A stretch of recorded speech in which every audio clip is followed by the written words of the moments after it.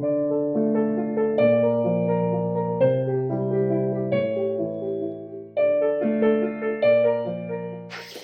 bienvenue pour cette conférence de presse pour présenter un petit peu l'actualité du pèlerinage du Rosaire. Et autour de cette table, nous avons le directeur du pèlerinage du Rosaire, le frère Hervé Gégou, le prédicateur de cette année, le frère Olivier de Saint-Martin, aussi provincial de Toulouse, et David Torchala pour la communication et les ressources du sanctuaire de Lourdes. Bonjour. Bonjour à tous. Alors peut-être la parole est donnée au directeur du pèlerinage. Cette année, quel est le thème du pèlerinage? Sur quoi on va se retrouver à Lourdes? Alors cette année, 116e pèlerinage du Rosaire, donc je parle sous le contrôle du frère Olivier qui a plus d'expérience que moi à la direction générale du pèlerinage du Rosaire, parce que je n'en ai pas encore vécu un en tant que directeur général. Donc 116e pèlerinage sur le thème cette année, marchons à la suite du Christ. Alors ceux qui ont bien suivi l'actualité du sanctuaire de Lourdes se disent mais pourquoi ce thème chez les dominicains alors que le thème annoncé par le sanctuaire de Lourdes c'est venez en procession tel que le disait la belle dame à Bernadette. Alors bon, on pourrait dire que les dominicains ont toujours envie de faire pas comme les autres et donc ont tordu cette thématique du sanctuaire pour faire une chose particulière de leur côté. Alors c'est peut-être vrai, mais ça n'est certainement pas la seule raison. C'est-à-dire que quand on a commencé à travailler sur le thème, on s'est dit que bon, venez en procession, c'était peut-être un peu réducteur que d'inviter les pèlerins du Rosaire à venir à Lourdes en procession.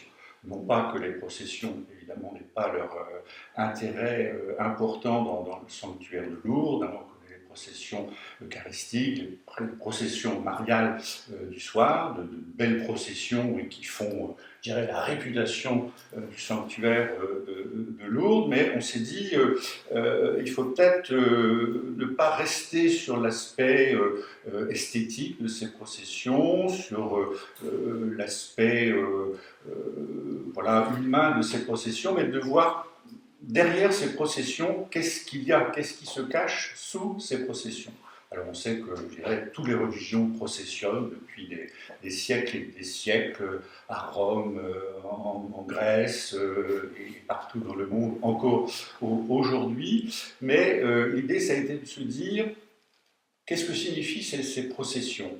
On est là, dans un sanctuaire marial, on est là pour vivre un moment de foi, d'abord.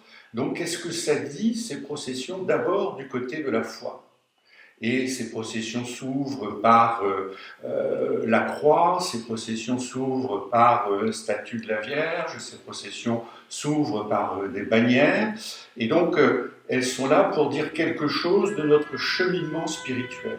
D'où l'idée de dire, à partir de ce thème, venez en procession, de se dire, ben voilà, on va décliner ce thème de manière, je dirais, plus globalement spirituelle et pour aussi faciliter la tâche d'une certaine manière à notre prédicateur de cette année, pour ne pas rester simplement du côté des processions, mais d'ouvrir plus généralement, théologiquement, spirituellement, et donc d'arriver à ce thème, marchons à la suite du Christ. Parce que c'est bien ça finalement qui est au cœur de toute procession chrétienne, c'est de signifier que tous ces croyants qui sont là, qui marchent derrière la croix du Christ, signifie que leur vie est orientée et marchée d'une certaine manière à la suite du Christ.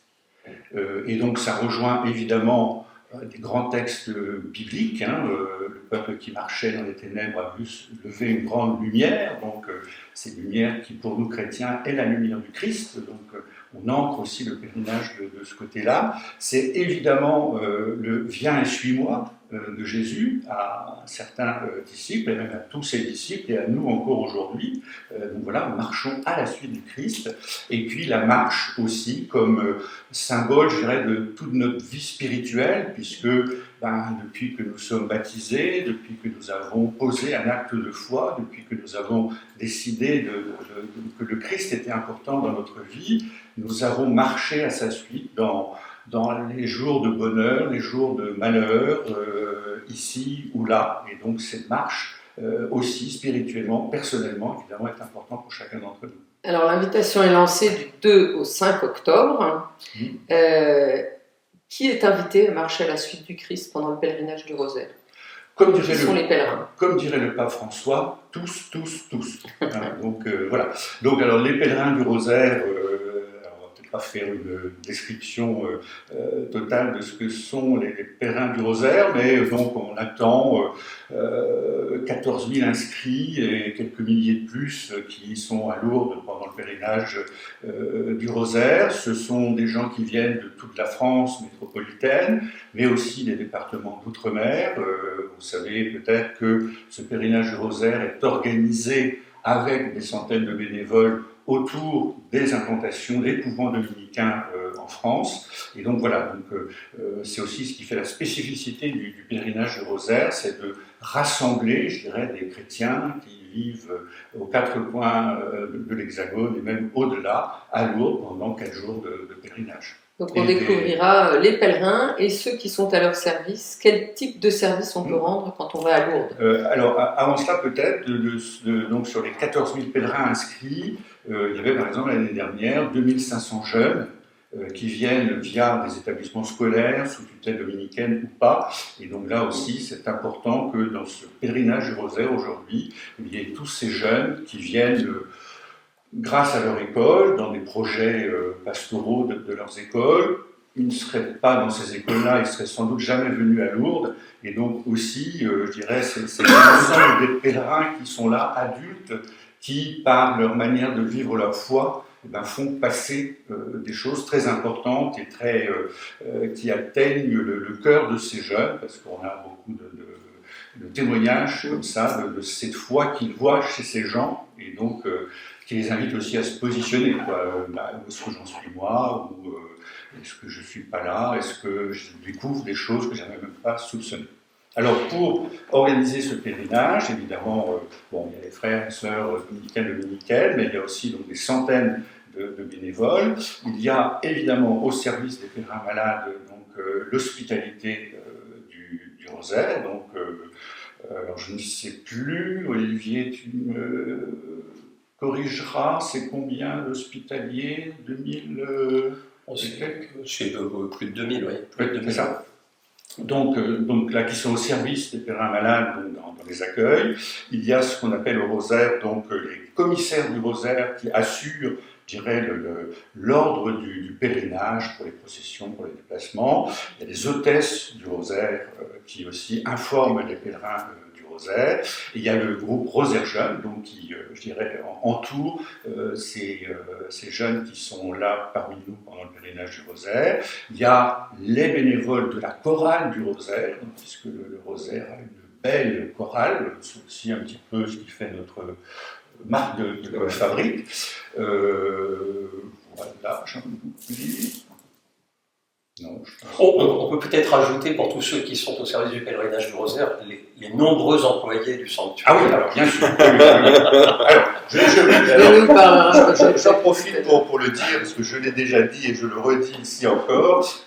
On a un accueil extrêmement extraordinaire du côté des équipes du sanctuaire. C'est vraiment un plaisir de travailler ensemble. J'espère que c'est réciproque, mais vraiment, ce sont des équipes qui sont vraiment au service des pèlerinages qu'ils accueillent. Parce que nous, on arrive chez vous avec notre organisation et tout, importante, mais vraiment, il y a toujours une belle collaboration avec les services du sanctuaire. Alors, c'est peut-être l'occasion de donner la parole à David pour reprendre ensemble ce lien qu'il y a entre le sanctuaire et la famille dominicaine. Oui, c'est vrai. Et donc, vraiment, en réponse, oui, c'est une joie de vous accueillir, mais c'est une joie aussi d'accueillir tous les pèlerins, parce que c'est bien ça, la mission de notre communauté d'accueil. Oui, il y a des salariés à Lourdes, il y a des bénévoles, il y a des religieux, il y a des religieuses, il y a des prêtres, il y a des hospitaliers, voilà, tous ensemble nous aimons nous appeler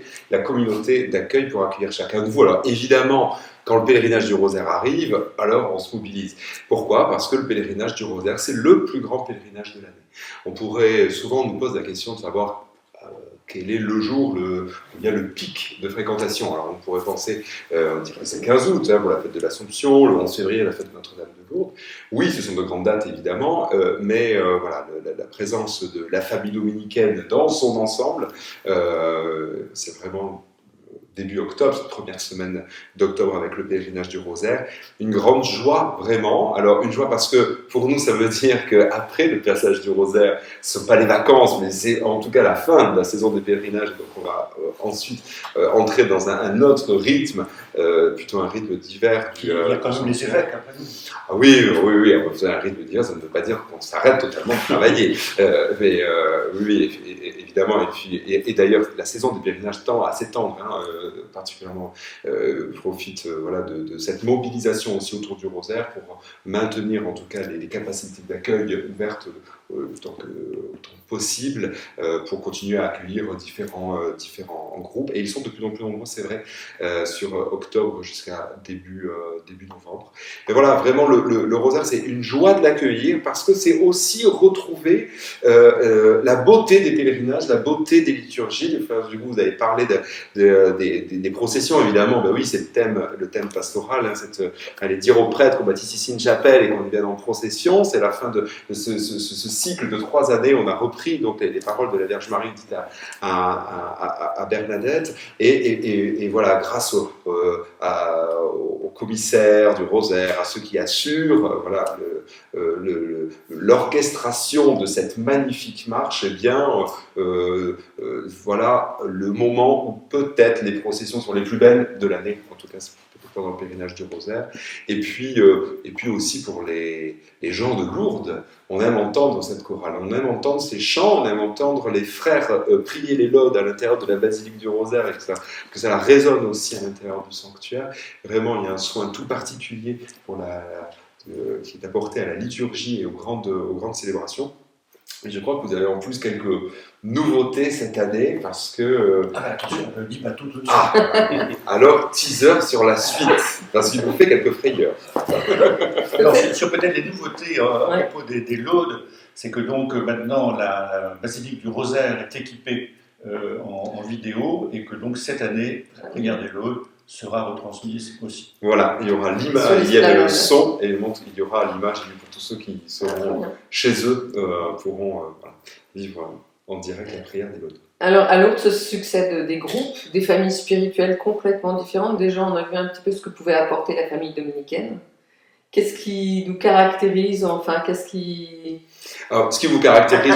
Un pèlerin qui ne connaîtrait pas, qui arrive, qu'est-ce qui le marquera? Mais je crois que ce qui caractérise le pèlerinage du Rosaire, c'est le retour à l'essence même du pèlerinage de Lourdes, avec cet accueil particulier qui est... Alors, pour les malades, alors c'est vrai, c'est dans tous les pèlerinages diocésains, mais de le voir à cette échelle immense, à cette échelle du Rosaire, et vraiment d'être là dans les gestes, dans l'accompagnement des gestes essentiels du pèlerin. Il ne faut pas bac+5 pour faire un pèlerinage à Lourdes. Toucher le rocher, boire de l'eau, et se laver le visage, et brûler un cierge, déjà.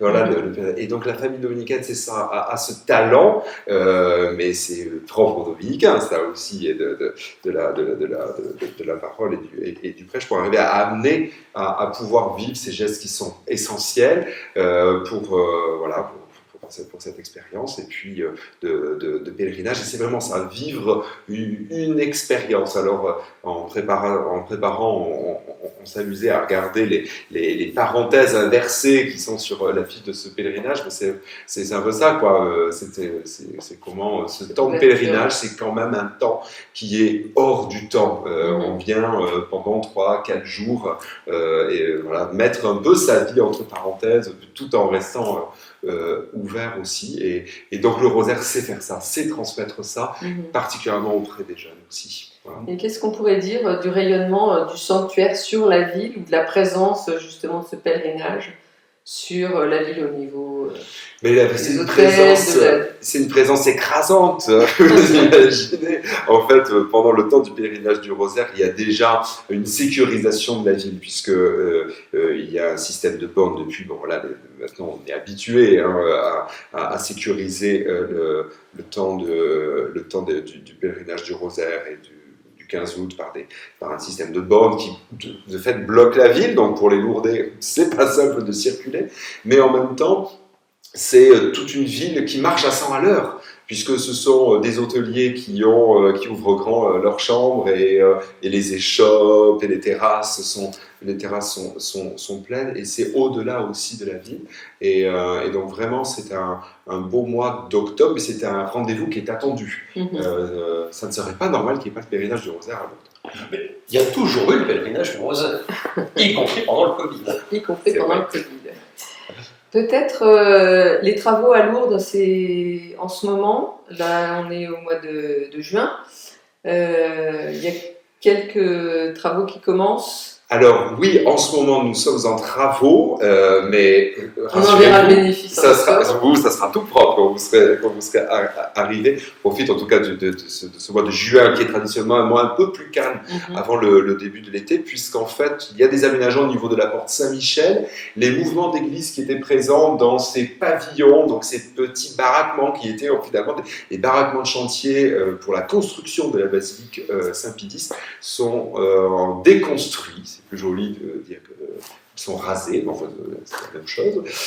Et donc, bientôt, les jardins du sanctuaire pousseront à cet endroit-là, au niveau de cette grande porte Saint-Michel près du Gave. Donc là, ça bouge un petit peu. Et puis, des travaux qui sont d'ampleur, mais moins visibles. Il y en a deux. L'un sur la centrale hydroélectrique du sanctuaire, donc avec des aménagements sur les berges du Gave de Pau pour pouvoir, d'une part réparer, parce qu'il y avait besoin, et puis aider le sanctuaire à produire davantage d'énergie, vu le contexte actuel. C'est important, puisque la centrale hydroélectrique produit 50% de l'électricité que consomme le sanctuaire, et donc elle pourra produire davantage. Et puis des travaux moins visibles, mais ô combien importants, sont sur les hauteurs du sanctuaire, dans le village des jeunes.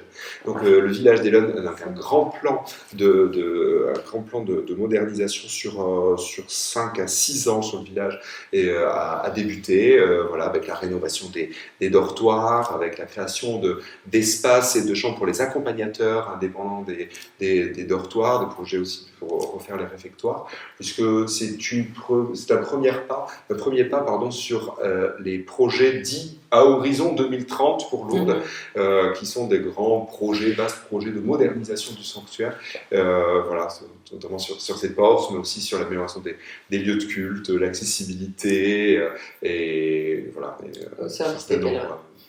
Donc ces travaux à camp des jeunes qui ont un impact pour nous au Rosaire, puisque une partie des jeunes, du Rosaire jeune, sont accueillis en fait au camp des jeunes. Oui, exactement. Alors peut-être une question que tout le monde se pose, c'est les piscines. Oui. Qu'est-ce qu'elles vont devenir Les piscines, donc le recteur du sanctuaire a annoncé à l'occasion des journées de Lourdes, les journées de Lourdes début février, autour du 11 février, ce sont les journées c'est le congrès des organisateurs de pèlerinage, et donc il a annoncé que les piscines, en tout cas la démarche du bain, pourrait reprendre dès cette année.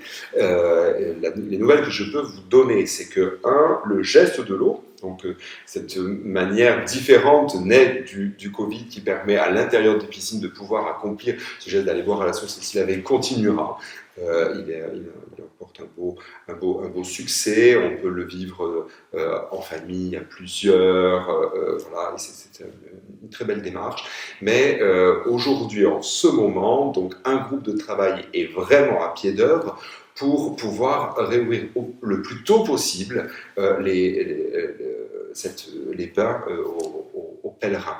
Il y a plusieurs enjeux. D'abord, nécessité de revoir le système de filtration et de traitement de l'eau, puisqu'on redémarre, quand on soulève le capot, c'est vraiment là où on se dit, tiens, ça serait l'occasion de pouvoir aussi moderniser cela.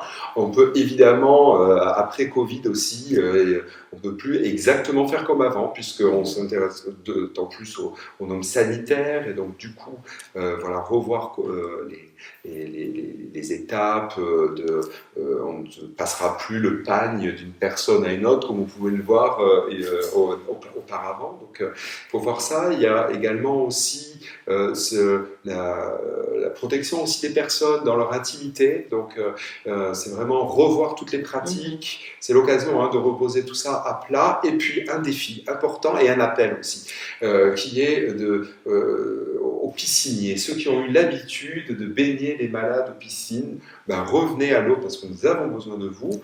Il va falloir rafraîchir la méthode, revoir un peu comment on fait aujourd'hui, mais vraisemblablement il n'y a pas de grands changements. Le bain de l'eau restera toujours la même démarche, mais aujourd'hui il y a vraiment un défi aussi de pouvoir accueillir davantage de pisciniers pour pouvoir élargir cette proposition. Donc des piscines qui sont toujours restées ouvertes, même au-delà du Covid, par le geste de l'eau, donc un geste de l'eau qui continue, et des bains, même si jusqu'à présent des bains se déroulent, puisque sur autorisation du recteur et en fonction des demandes, quand une personne, vous savez, qui vous appelle, qui vient du bout du monde, comment lui refuser de faire un bain, mais aujourd'hui, de l'ouvrir plus largement. On espère rapidement donner des bonnes nouvelles, mais là vraiment, c'est en ce moment que tout se dessine. Très bien. On reviendra sur les nouveautés peut-être tout à l'heure. Peut-être donner la parole au frère Olivier, parce que quand même ce que les pèlerins attendent, c'est la parole du prédicateur chaque année. J'espère qu'ils attendent d'abord la parole de Dieu, mais... On est bien d'accord. Alors donc sur ce thème, marcher à la suite du Christ, déjà c'est un retour à Lourdes peut-être, en tant que prédicateur sur une autre posture, sachant que vous avez été... Alors, un retour... directeur du pèlerinage. Je crois pas avoir jamais quitté Lourdes depuis que je suis dominicain. J'ai découvert Lourdes en particulier grâce au pèlerinage du Rosaire. Et Lourdes j'ai envie de dire, j'ai fait à peu près toutes les étapes. J'ai commencé comme aumônier, puis je suis devenu directeur régional pour la région Midi-Pyrénées, puisque je suis à Toulouse. Ensuite, j'ai pris la succession du frère Philippe Janin, effectivement, en 2009, jusqu'en 2019, des années extraordinaires, où j'ai pu découvrir la figure de Bernadette, qui est vraiment une sainte qui me touche énormément. À la fois la simplicité du geste de Lourdes, mais Lourdes peut toucher tout le monde. David, tu disais... qu'il n'y a pas besoin d'avoir fait un bac+5, en fait, Lourdes, c'est vraiment venez comme vous êtes. Je veux dire que j'ai fait un bac+5 où je sois complètement en marge de l'église. Lourdes est un lieu qui, moi, me dit quelque chose de ce qu'est l'église.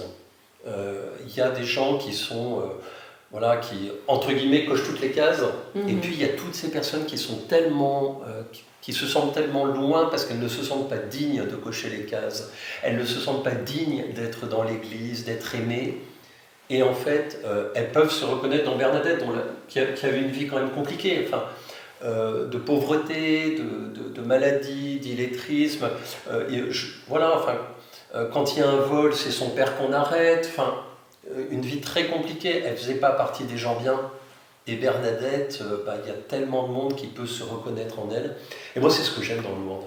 Alors j'ai passé des années extraordinaires à Lourdes comme directeur du pèlerinage. J'ai eu la joie de demander à des tas de frères de prêcher, dont le frère Hervé, qui a prêché le pèlerinage il y a quelques années, et qui m'a demandé donc cette année de venir à Lourdes, non plus comme simple frère, mais comme prédicateur. Alors, je lui ai dit non, et il m'a dit « Est-ce que tu veux que je te redonne tous les arguments que tu m'as donnés quand tu m'as demandé ?» Chacun son tour, donc j'ai dit « Bon, pas demander aux frères de me faire confiance quand je leur demande quelque chose et de ne pas faire confiance au frère Hervé. Bon, je garde ce qu'avait dit un frère un jour, où il avait terminé de prêcher une retraite, et puis on demande aux gens, et alors vous avez aimé la retraite du frère? Et le frère, il y a quelqu'un qui dit, écoutez, je ne peux pas vous reprocher d'être ce que vous êtes. Par contre, celui qui vous a invité, oui. Alors là, je pense qu'on ne regrettera rien. Alors, quand même, alors pour souligner ça, vous voyez quand même que pour moi, de demander au provincial de Toulouse d'obéir à ma demande, donc c'était pas simple, parce que généralement c'est le provincial qui demande des choses. Là, c'était un pauvre frère de base qui demandait ça au grand provincial de Toulouse. Alors, comment on prépare ce genre de prédication, ce type de prédication? Qu'est-ce que les pèlerins vont découvrir au mois d'octobre? D'abord, on reçoit ça, enfin moi j'ai reçu ça effectivement comme une marque de confiance, en me demandant bien ce que j'allais pouvoir dire. J'ai trouvé que le thème, il était hyper vaste, et en même temps assez extraordinaire. Marcher, qu'est-ce que ça veut dire marcher? Enfin, dans la Bible, il y a plein de personnes qui marchent.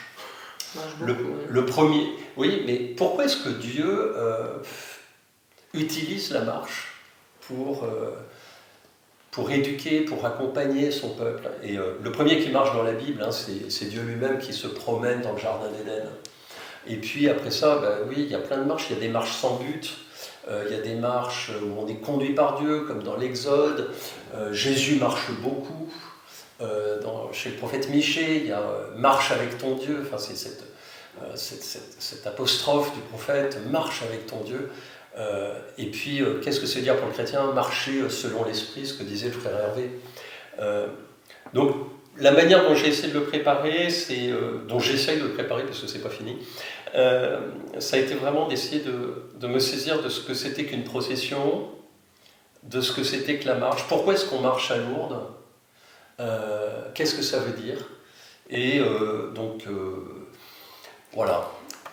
Et comme c'est un peu un pèlerinage, c'est une occasion je crois, de marcher dans la révélation de manière spirituelle, eh bien, j'ai essayé de bâtir une progression, en particulier à travers, on est au pèlerinage du rosaire, donc à travers les mystères lumineux.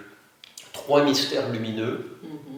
Et puis après ça, comme je ne fais rien comme il faut, on terminera par le premier des mystères, celui de l'Annonciation. Donc 3 mystères lumineux, le baptême de Jésus, les noces de Cana et l'Eucharistie. Pourquoi? Parce que marcher à la suite du Christ, quelles sont des étapes qu'on peut voir dans la vie de Jésus? Des étapes qui nous disent qui était Jésus et comment, au fond, nous pouvons vivre ce que Jésus a vécu. Donc ne pas marcher simplement derrière un exemple, mais que le Christ qui vient en nous, qui vient vivre en nous, nous aide à vivre ce que lui-même a vécu. Alors le baptême, à Lourdes en général on vient pour aimer, pour aimer ceux pour qui on prie, les malades auprès desquels on se met au service. Et donc on va renverser les choses. Le jour de son baptême, l'Esprit Saint descend sur Jésus. Il y a la voix qui vient du ciel et qui dit « Celui-ci est mon Fils bien-aimé, en lui j'ai mis toute ma joie. » Moi j'aimerais que tous on fasse l'expérience de se dire « Quand est-ce que j'ai été aimé par Dieu? Quand est-ce que Dieu met en moi sa joie? » Premier jour. Découvrir que Dieu m'aime. Découvrir que Dieu met en moi sa joie et que ça change un peu. Réponse au philosophe Nietzsche qui disait « J'y croirais s'ils avaient l'air un peu plus sauvés. » Je me souviens d'un pèlerinage où on avait dit « Souriez. Voilà, vous êtes aimés, souriez. » Bon, voilà. Deuxième jour, comme Jésus qui a été aimé, qui était aimé par le Père, en qui le Père mettait toute sa joie, Jésus a pu lui-même mettre sa joie dans les autres. il a pris plaisir à la vie des autres. Eh bien, à travers les noces de Cana, j'aime imaginer Marie à Cana, qui était invitée et qui était heureuse de cet amour qui unissait ce couple. Parfois, dans notre société, on jalouse un peu le bonheur des autres. C'est comme si le bonheur des autres, il empiétait sur mon propre bonheur. Ben non. Est-ce que je peux apprendre à prendre de la joie dans le bonheur des autres, à me réjouir pour les autres? Et je crois que c'est ce qui se passe à Cana. Et comme il n'y a pas encore assez de joie, eh ben on va remettre 600 litres de Jésus, va faire un nouveau miracle. Et ceux qui marchent, c'est les serviteurs à Cana. Ouais, Ils en font du chemin.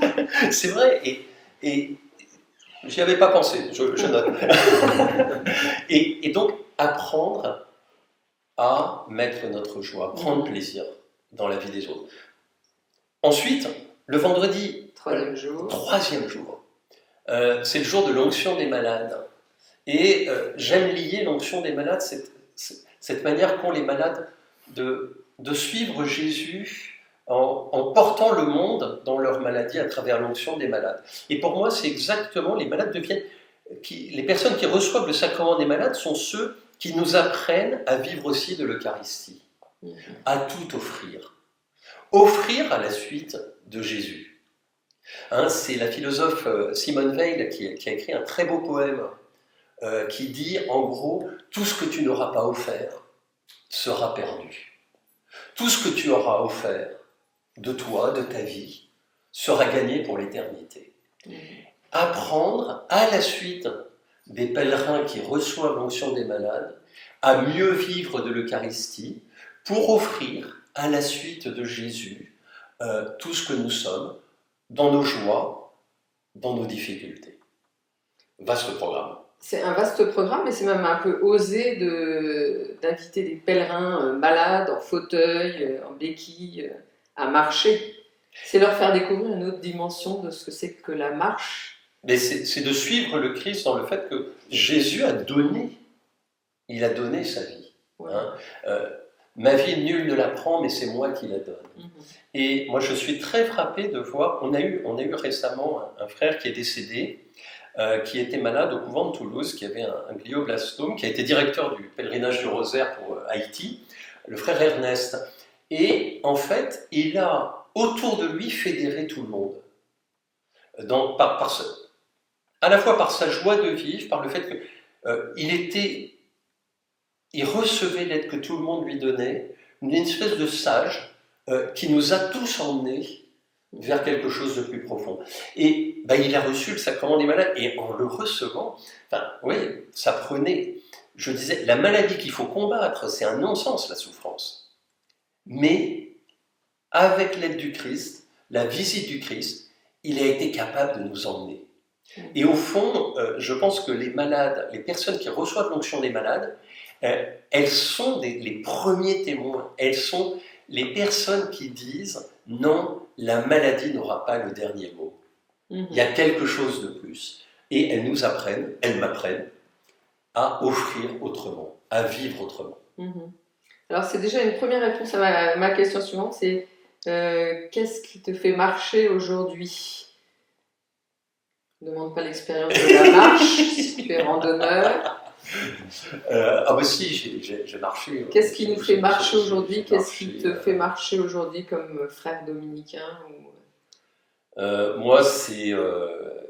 alors, je dirais, c'est bateau, mais c'est ce jour où Jésus a posé son regard sur moi, où j'ai compris que j'étais aimé et que je pouvais mettre mes pas dans une route dont je ne savais pas exactement où elle allait me mener, mais c'est ça qui, chaque jour, c'est Saint Bernard de Clairvaux qui, tous les matins, se levait en disant « Bernard, que fais-tu ici ?» Non, mais je trouve que c'est une question qui est géniale, c'est quel sens je vais donner à ma vie aujourd'hui. Et chaque jour qui s'ouvre, eh bien, il y a quelque chose qui devient possible. Je ne sais pas quoi, parce que je ne sais pas de quoi ma journée va être faite. Et je crois, j'espère en tout cas, que jour après jour, c'est le Christ qui écrit pour moi une route dont j'espère, je crois, qu'elle me mènera jusqu'à lui. Voilà ce que j'espère qui me fait marcher. Alors ça prend c'est à travers la vie la plus quotidienne d'un frère dominicain, c'est avec mes frères, c'est avec la patience de mes frères pour moi, tout ça. Donc déjà, le chemin nous mène en octobre où on se retrouve. Peut-être se dire au mois d'octobre avec le frère Hervé, qu'est-ce qu'il va y avoir de nouveau sur ce pèlerinage? Avec tous ces pèlerins qui viennent depuis des années, de génération en génération, ça c'est aussi intéressant à voir. Qu'est-ce qu'on leur réserve comme surprise cette année? Moi je dirais le 116e pèlerinage est un pèlerinage à ne pas rater. Du 2 au 5 octobre. Du 2 au 5 octobre, disons les dates. Donc inscrivez-vous. Alors la première nouveauté, si on peut appeler ça une nouveauté, en tout cas quelque chose, je pense, qui donnera aussi spirituellement, je dirais, une profondeur au pèlerinage, c'est que nous n'aurons pas un, mais deux pèlerins prestigieux avec nous pendant ce pèlerinage, puisque nous allons processionner, donc on revient quand même dans le thème du sanctuaire de Lourdes, avec d'abord les reliques de Sainte Bernadette. Alors les reliques de Sainte Bernadette et les reliques de Saint Thomas d'Aquin. Une rencontre peu probable. Voilà, mais... oui. Et donc, alors, Sainte Bernadette, elle est chez elle à Lourdes, d'une certaine manière. Saint Thomas d'Aquin, dont nous fêtons le jubilé de la naissance, de la mort, de la canonisation dans ces années. Et donc là, j'ai souhaité que ces reliques de Saint Thomas d'Aquin qui voyagent, qui marchent à travers la France et même peut-être au-delà, soient présentes donc pendant ce pèlerinage du Rosaire de 2024. Et donc ce sera aussi l'occasion pour les pèlerins de découvrir un petit peu de l'œuvre de saint Thomas d'Aquin. Et alors ce qui me plaît aussi particulièrement, et ça c'est le frère Olivier qui m'a appris ça il y a quelques semaines, je ne le savais pas non plus, c'est que lorsque Bernadette a commencé à aller à la grotte, alors que c'était interdit, voilà, en fait c'était elle qui ouvrait la marche vers la grotte. Et donc là je me suis dit, ben voilà, ce sera Sainte Bernadette qui ouvrira nos processions eucharistiques, par exemple l'après-midi, suivi de Saint Thomas. Alors évidemment que c'est une rencontre totalement improbable où on mélange les siècles, on mélange, je dirais, la nature de la sainteté, et ce qui est intéressant là aussi, pour revenir sur ce qu'on a dit tout à l'heure, Bac plus 5 ou pas Bac plus 5, on peut dire que Saint Thomas c'est Bac plus 10, 20, enfin voilà, docteur commun de l'Église, et puis Sainte Bernadette, voilà, même pas son certificat d'études, et qui vont être là avec nous, nous allons être là avec eux, et nous allons vivre quelque chose de spirituellement fort ensemble. Mais si je peux me permettre, je trouve que cette rencontre, en fait, elle est à la fois improbable et d'une logique implacable. On dit de saint Thomas que c'est le docteur, le théologien de l'Eucharistie. Alors Bernadette n'a pas préparé sa première communion auprès de saint Thomas. Par contre, qui a préparé Bernadette à sa première communion? En fait, Bernadette, qui était à Bartrès, elle revient sur Lourdes pour préparer sa première communion. Et en fait, toutes les apparitions de Marie auprès de Bernadette, les gestes que Bernadette va poser à la demande de Marie à la grotte, ce sont à chaque fois des moments de préparation à sa communion. On retrouve des tas de gestes qui est en fait de la pénitence, les herbes amères de la sortie d'Égypte. Enfin, à chaque fois, c'est une préparation à la première communion. Et donc, celle qui est venue préparer sa première communion à Lourdes et qui a été préparée au fond par la Vierge Marie parce qu'elle était incapable de retenir les leçons de catéchisme, et celui qui est le docteur de l'Eucharistie, moi je trouve que cette rencontre, elle est assez cohérente, elle est au centre, avec en son centre l'Eucharistie. Alors ça c'est une première nouveauté. Donc nous avons la bénédiction du Père provincial. Je comprends bien. Alors, donc, Imprimatur, ça, première c'est nouveauté. Deuxième la nouveauté, première on parlait de nouveauté, procession. En tout cas, voilà, ce qui sera spécifique pour ce pèlerinage, parce que sans doute qu'on ne le refera pas, hein, donc voilà, c'est unique. Alors oui, j'en profite pour dire aussi, donc évidemment, ces reliques seront présentes pendant tout le temps du pèlerinage et participeront aux processions, mais elles seront aussi donc à la vénération des fidèles et des pèlerins, donc dans une chapelle des sanctuaires de Lourdes pendant toute la durée du pèlerinage. Alors, deuxième chose, alors nouvelle et un petit peu iconoclaste, c'est que nous allons avoir un nouveau podium Qui a fait dans travailler le sanctuaire de Lourdes à l'occasion de ce pèlerinage de 2024. Donc nous sommes là, voilà, ici devant La Vierge couronnée. la Vierge couronnée. Et donc en fait, nous allons installer un podium au pied de la Vierge couronnée, donc au niveau du jardin des roses. Alors on promet, on n'esquintera pas les roses, donc ce sera un demi-cercle donc dans le jardin des roses. Et pourquoi ce podium pendant plusieurs années, je ne suis pas revenu à Lourdes, le pèlerinage de Rosaire, c'est pas bien, je sais, mais c'était comme ça. Lorsque je suis revenu à Lourdes, j'ai vu les choses avec un œil nouveau, parce que voilà, si on revient tous les ans, on a l'impression de revoir toujours la même chose. Et là, la première année, je suis revenu. J'ai pu vérifier que cette Vierge couronnée, alors généralement on dit, voilà, quand on se perd, quand on ne sait pas comment se retrouver, on se donne on fait des rendez-vous photos à la Vierge devant. couronnée.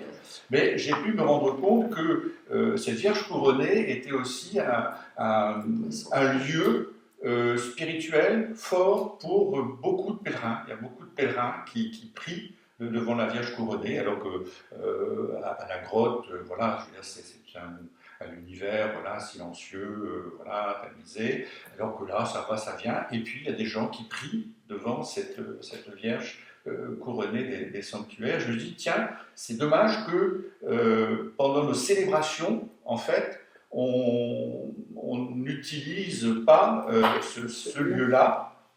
Donc, d'où l'idée voilà, de construire un podium donc, au pied de la Vierge couronnée. Et dans quel but ? Eh bien, dans le but que ce lieu-là sera la fin des processions eucharistiques de l'après-midi. Et donc voilà, qui va aussi, je dirais, alors on inverse d'une certaine manière les axes, hein, puisque jusque-là, et toutes les célébrations étaient dans l'axe de la basilique du Rosaire. Là, on va se retourner. Et quand on se retourne, voilà, on vit les choses différemment, parce qu'on voit les choses différemment. On va voir le château de Lourdes, donc voilà, on va voir les choses de manière nouvelle aussi, et je pense que spirituellement, ça sera porteur. Et donc, voilà, ce sera de ce lieu-là aussi que sera donnée la bénédiction du Saint-Sacrement à la fin de la célébration. Alors évidemment, ça a un impact pour les processions eucharistiques. Alors ça, je n'avais pas trop vu l'impact que ça avait quand j'ai lancé l'idée, parce que voilà, Lourdes et les processions obéissent quand même à des trajets bien spécifiques, à des axes justement.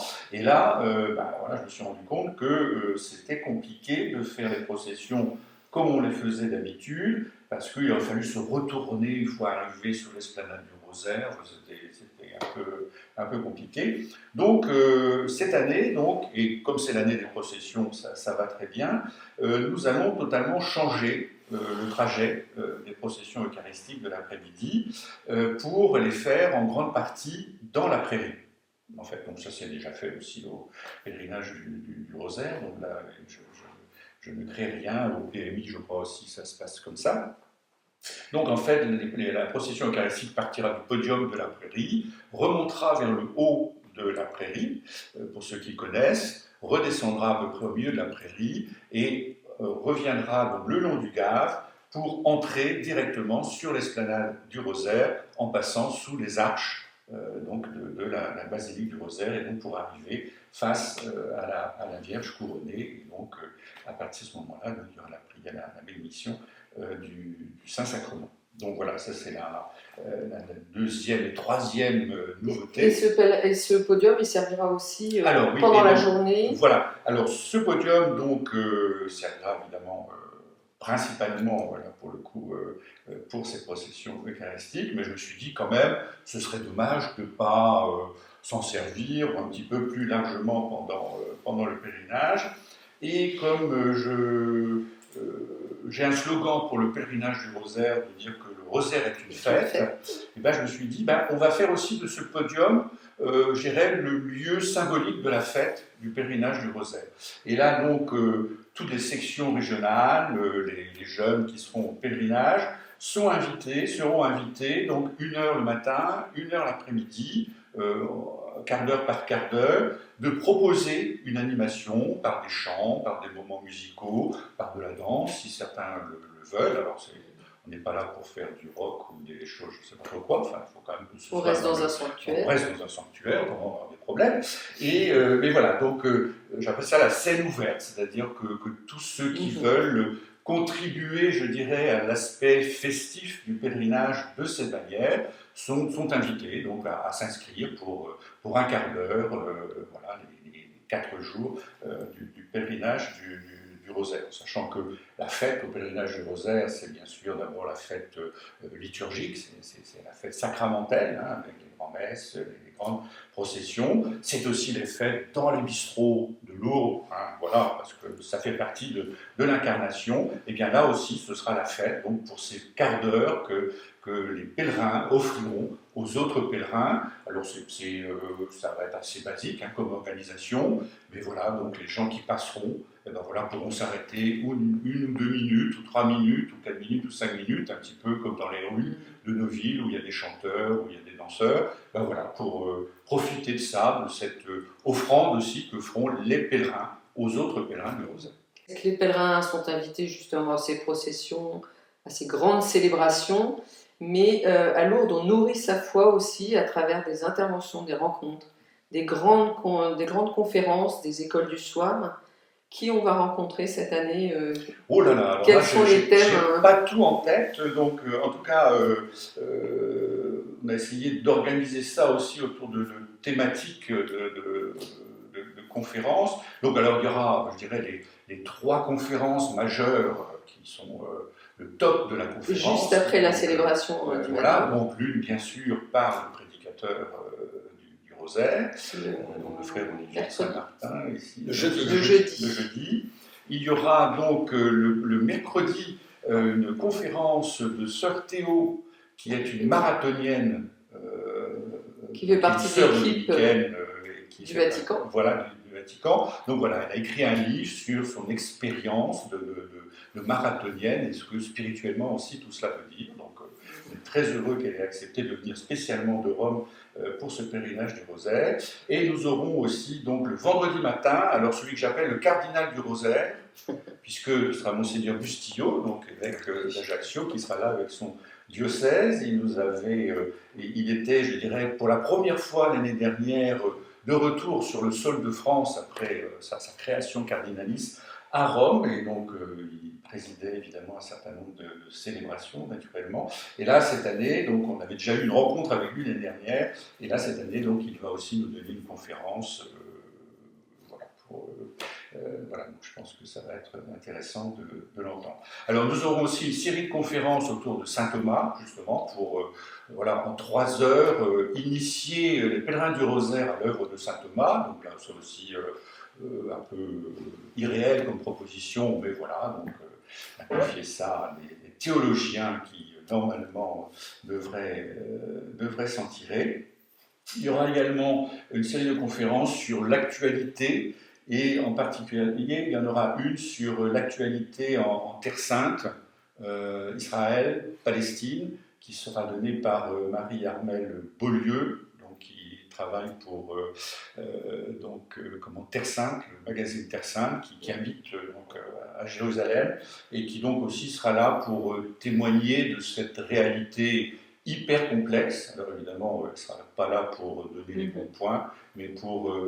elle qui vit avec et des Israéliens et des Palestiniens pour dire le drame que de toute façon cette guerre aujourd'hui représente pour l'ensemble de cette terre que nous disons sainte. Il y aura aussi des conférences sur l'actualité plus généralement de l'Église. Il y aura également alors une série de conférences qui s'appelle Corps et âme, c'est-à-dire donc des expériences spirituelles. Voilà, à partir justement de réalités corporelles, de maladies ou de voilà. Il y aura entre autres lui Bouffard qui a écrit un bouquin qui viendra aussi spécialement à Lourdes pour nous. Alors très content de venir parce que ce sera la première fois qu'il viendra à Lourdes en plus. Donc il a répondu oui tout de suite. Il y aura des conférences aussi bibliques, là aussi avec les frères dominicains ou autres. Alors j'en oublie. On les retrouvera dans le livret et dans le dossier de presse. Oui. Hop, qui a été préparé. Oui, société, j'ai parlé de société. Et puis alors, il y aura aussi également une série de conférences qui seront données par 3 sœurs et 3 frères, justement pour que ces sœurs et ces frères nous disent leur expérience spirituelle aujourd'hui et jusque-là sur le thème « Pourquoi je marche à la suite du Christ ?» Un petit peu la question qu'a posée la sœur Anne-Claire tout à l'heure au frère Olivier. Alors, le frère Olivier ne fera pas partie de cette série-là. Hein. Non, mais c'est bien, il faut quand même que les pèlerins aient le temps de souffler un petit peu. Voilà, pas trop. Voilà. Donc, voilà. Et en essayant aussi dans toutes les conférences, d'avoir une certaine parité entre hommes et femmes, entre laïcs, religieux, prêtres, voilà. Donc voilà, donc c'est un peu...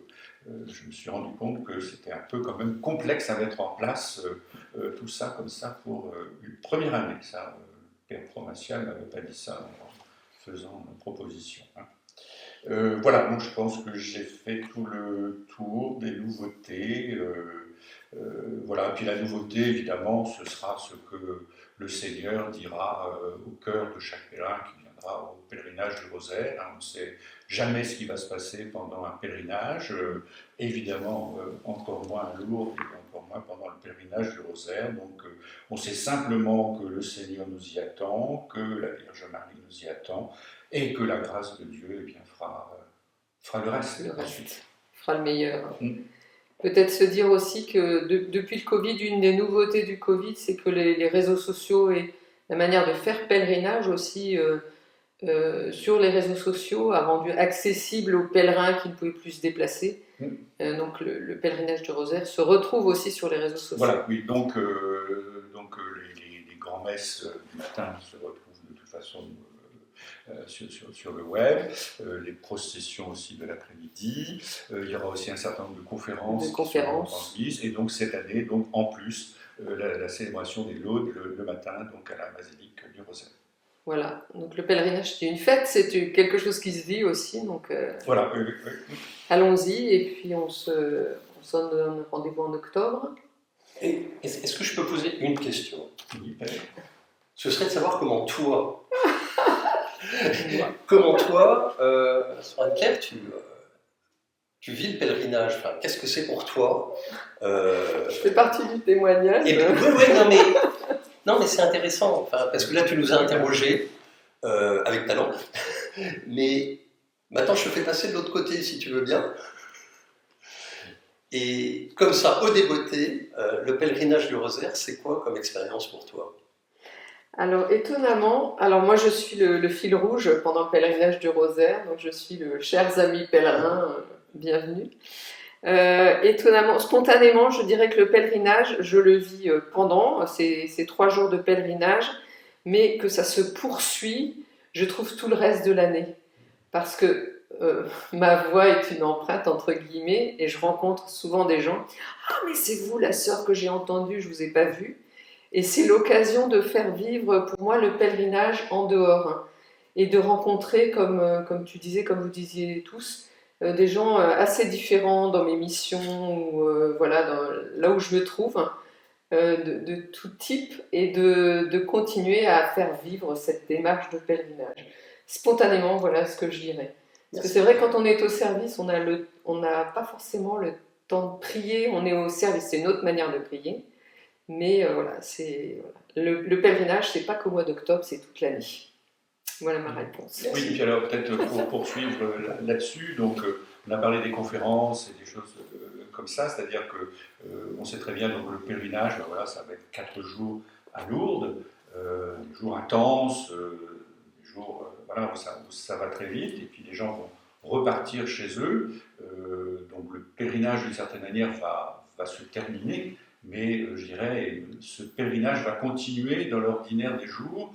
Et par exemple, aujourd'hui, on sait très bien que les pèlerins du Rosaire viennent se ressourcer, je dirais, sacramentellement pendant ces 4 jours du pèlerinage, mais aussi spirituellement, théologiquement, par justement toutes les conférences et activités qui sont proposées à côté, et que ceci vient vraiment nourrir leur foi.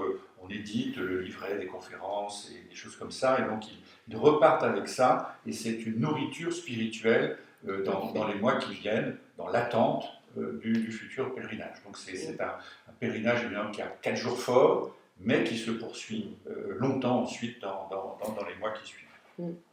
J'ajouterai une dernière chose, que je fonctionne par escalier. Je trouve qu'une expérience du rosaire aussi, c'est la disponibilité des frères et sœurs.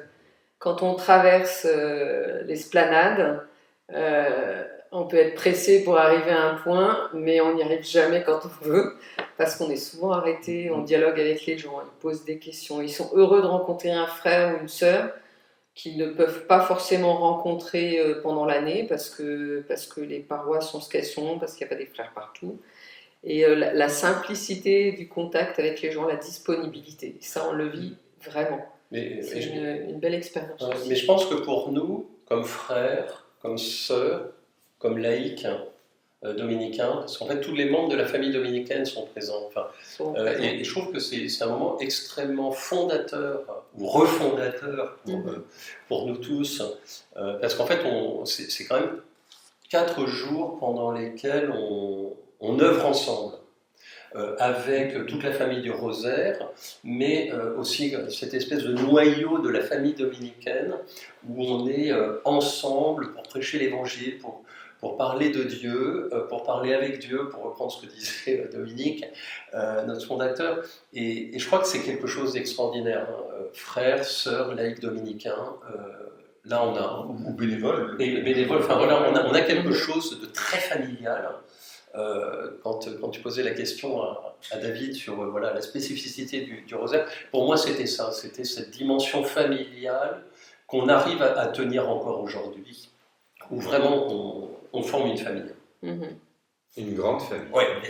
Vraiment une grande famille. Le mot de la fin, c'est venez au pèlerinage du rosaire, et de préférence avec une bonne paire de chaussures de marche. Exactement.